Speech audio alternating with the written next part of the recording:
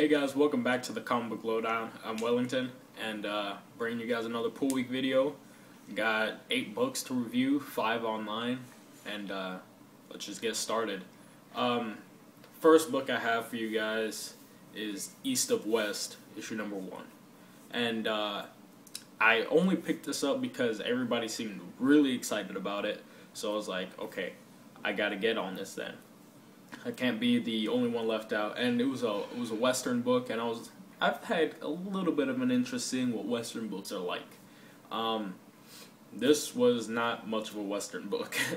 At least, I mean, it was, yet it was kind of futuristic and kind of like it.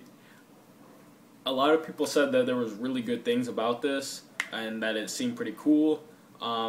Maybe it was just me and how I read it. Maybe it was the first book I read this morning, so just waking up, reading it right away, maybe not have been in the mood for it. I thought it was okay. I didn't think much of it. I thought there were some cool parts in it. There was cool concepts and stuff. The art in it is pretty good. And yeah, this whole Four Horsemen thing is pretty cool as well. But I probably won't pick up the second issue. Just I don't have too much of an interest in it to go ahead and go forth with it. Next book. This book was actually really good, and it's only my next book because there's a lot of great books that I read. But this is Thunderbolt issue number 7, and new artist Phil. What's his name? Phil Noto. I always want to say Nolte, but it's Phil Noto, and the art in here is way better than the Steve Dillon stuff, except for the Punisher. The Punisher, when Steve Dillon was drawing, was really the only person that I was like, yes, that's a good drawing of the Punisher. And in this, it doesn't very much look like the Punisher, but everybody else looks great. And there's a quick cameo of the Uncanny Avengers in here, which is pretty cool. It's a great full page, and it's awesome. This book can get a little wordy especially when Red Hulk is speaking. It gets really wordy, actually. So there's some things that it's like, I'm on the fence about that. But there's a really cool thing that happens here, where of course the Thunderbolts team is tired of Red Hulk, and so they try to turn everything around on him, and that backfires. And it's pretty funny on some things, and you know, there's some things with the Deadpool Punisher stuff. You know, I like this book. I like this book a lot more than I did, say, 2 issues ago. So it was good. Although the plot, I don't really remember what was happening. Oh, well, there's a whole Gamma Bomb thing, or like Gamma Battery thing, and it's a lot to explain, and I don't want this book or this video to go way ahead of time. But there's this whole Gamma Battery thing where terrorists had this weapon and nobody even knew about it, and so it's kind of weird. Next book I have Green Hornet, issue number 1 by Mark Waid, and Daniel Indro on art. And I knew nothing about the Green Hornet before reading this. I only knew that he was the Green Hornet. I thought he was a DC character, honestly. So I was like, Dynamite Comics, what is that? But I knew nothing going into this book, and this book was a nice surprise. It was of course, it was well written because Mark Waid is a great writer, and the whole concept is really cool with Bill, or what's his name? I forgot his name already. The main character, Britt Reed. I almost called him Bill because Britt is kind of a weird name. Britt Reed is a pretty cool character. You know, he's kind of a cool concept where he's like faking being a criminal to be a spy type person. He fakes being a criminal to be a hero, just like a policeman going undercover or something like that. And then he's also the head of a newspaper, which back in this time, because it goes back to the 40s, the newspaper is where you get your news from. And so that is really cool. That's an awesome concept, and there's really cool things that happen here with, just setting us up. And, I enjoyed it. I'll probably pick up the next issue because it was a fun read. The art is great. There's good action in it. There's good story in it. There's it's a cool character. I'm glad that I picked this up. Next, I'll review this one. First, just because it goes ahead. This is Age of Ultron Book 3, of course, by Bendis and Hitch, and I've been loving this story so far. I know some people haven't. They say it's too slow, it's too boring, whatever. I've loved it since the first issue, and this issue really, really picked up. Last issue we left off with Captain America being like, "Oh, I have a plan now." And the plan is pretty much, as Spider-Man said, that Ultron is willing to work with people, give them extra time on their life if they, barter a little bit. So the plan is to barter one of the heroes, to Ultron, and that hero can go inside and get some intel on Ultron and all this stuff. And, a lot of the Avengers are with it. Hawkeye isn't with it, and Tony Stark isn't with it. So, and there's great things about with Hawkeye. He's not the main character as he's been before, but there's awesome stuff with him there. We find some other characters that are in Chicago. Last issue we saw that Moon Knight and Black Widow are in San Francisco. Now we see that Black Panther, Taskmaster, and Red Hulk are in Chicago. Something happens with there. We actually get a hero death in this. I won't tell you who it was, but there's a hero death, and it's kind of like, this is it. This is where we're at, and this is serious. Ultron is a serious thing. He's a serious threat, and I just believe that this book is moving at a pretty good pace. At the end of this is such a big thing at the end that if you're not reading it, you miss it, and it's just so big at the end. There's going to be a huge change of events happening next issue, so I'm looking forward to it. And then following up is Superior Spider-Man issue number 6 AU. So this was a little disappointing. I find out that the Peter Parker that is, in this book is actually still Doc Ock Peter Parker, and he seems to have a better feel for Peter Parker, talking wise, and his just acting, but he still is Doc Ock to the core, and it shows in this book where Iron Man he has this plan because he doesn't feel that Captain America's plan is gonna work.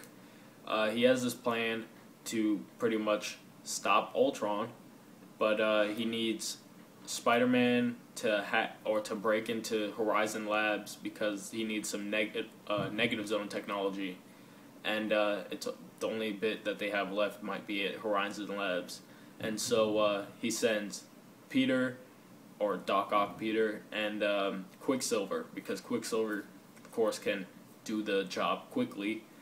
He sends those two to handle this, and pretty much Doc Ock Peter Parker betrays Tony, and he tries to be the hero himself and manipulate the Ultron drones, and it just doesn't work, and you're just like, this plan could have so worked if he would have just played ball.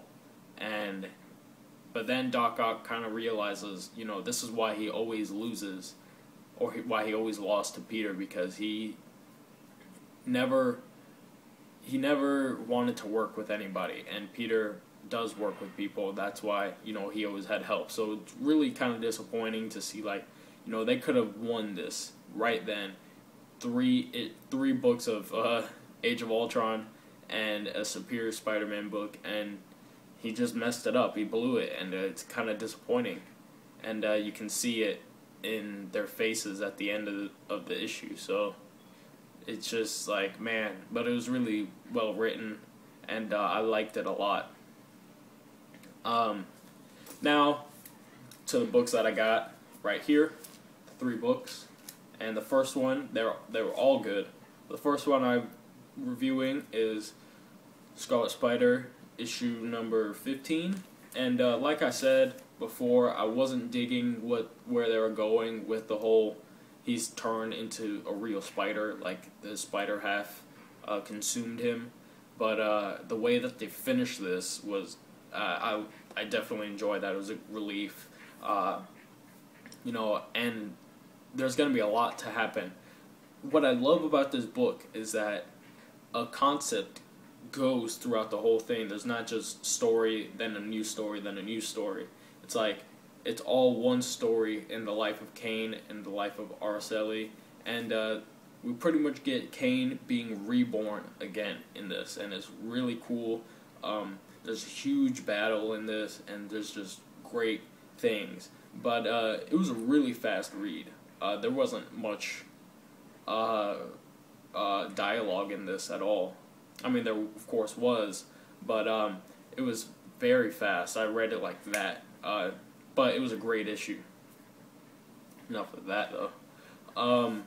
Next thing I got right here, another great issue, and I don't know how they're going to finish this next issue, but Deadpool Killustrated issue number 3 with an awesome cover, but the one coming up next is going to be even cooler. But wow, Cullen Bunn is doing a really great job in incorporating all these famous literature characters. He's still doing this whole thing where you see one character from literature and then you see what that person's supposed to be, like Dr. Frankenstein is the Jackal, of course, because the mad scientist. The Little Mermaid is in this, and she's Namor, and Deadpool gets a kick out of that. And there's just a lot of things in here that is really cool. And the story's really progressing. There's a great story in this. So, you know, Deadpool, of course, he's killing off characters and stuff, and it's pretty much that. But then, like, we're following Sherlock Holmes through this a little bit more, and we follow Captain Nemo and, what's his name, Ahab. I hope I'm saying that right, the person from Moby Dick. And Nemo and Ahab get killed, and it's a good book. You have to read it for yourself, and it's a really good sequel to Deadpool Kills the Marvel Universe. I didn't know how they were going to do it, but Bunn is doing a great job. There's a new artist on this one as well, and the new artist does an awesome job. Really gets the character right.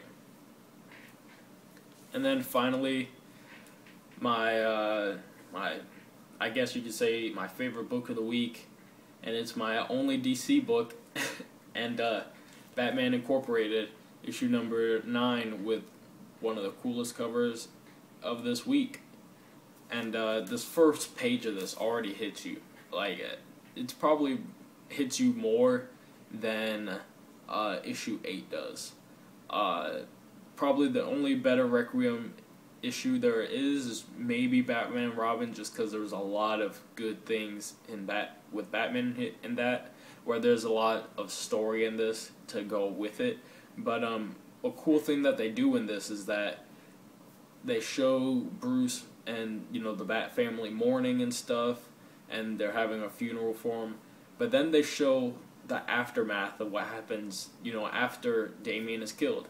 And then there's a whole fight with the big guy that kills Damian and Batman, and Nightwing fights him, and Red Robin gets into Tim Drake, and there's just a lot of stuff happening, and we get some fallout stuff with the Knight and Squire, where the Squire then becomes the Knight, and that's cool, even though I don't really know those characters.